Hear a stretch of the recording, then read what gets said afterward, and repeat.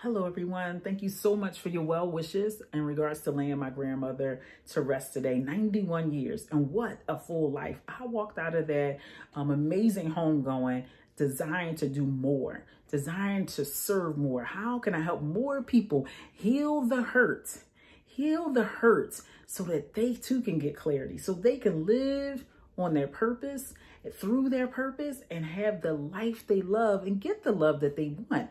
It just was an extraordinary eye-opener. I mean, so many people there, 91, right? So she impacted a lot of people, 11 children, like 35 grands, 55 great grands, just stupendous way to transition. And then she was ready. She was so ready to transition.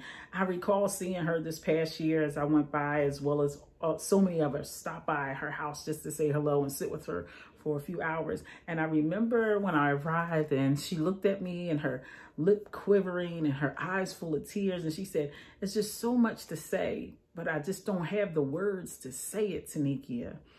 I said, "Grandma, you don't need to say anything. I recognize that you did the best you can do with the information you had at the time that you had it. I love you so much, and I want to thank you for your impact in my life." And her lip quivered some more, her eyes welled up even more, and I just reached out and hugged her. You see, she's talking about how my father died. My father died as a result of being incarcerated in jail for domestic abuse. And my mother begged my grandmother, "Don't get him out. He's not ready. He's not rehabilitated." However, her son, my father, was calling her saying what they're doing to me in here. And a mother's love got him free. And unfortunately, within hours, he had been killed. So I know that that pained her as a mom. I know that pained her as a grandmom. And she wanted to try to explain that to me.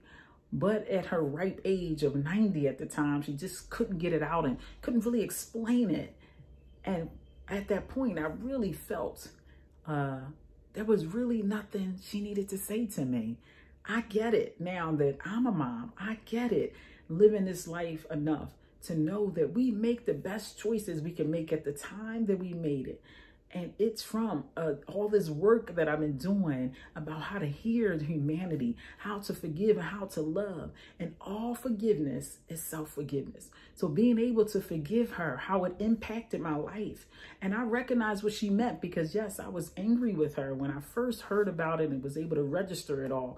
You see, my father actually died 5 times in the course of my life. Each couple of years, I would hear a different rendition of how he died. And then when I first got what appeared to be the final truth and the most closest to the truth, that was the rendition that I know she wanted to finally tell me. But she couldn't even get the words out. Like, where do I even start to tell you? Because it's so layered. Knowing her son was where he was in his mental health issues and hurting my mom. How could she explain it to me? She don't even know how much I know or don't know. And then to get her son out because of what he was saying was being done to him in jail.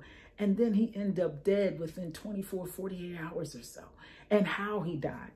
It's got to be overwhelming, period. But also to a 91-year-old to look her baby granddaughter in the eyes and knowing the impact of how that shifted my life. And all I could say to her at that point, from all the books I read, all the praying, all the workshops, conventions, all the people I set before, helping them to heal the hurt, I was able to return the graciousness of forgiveness. And boy, I was so grateful that I was in a place that I could see her that way and allow her to train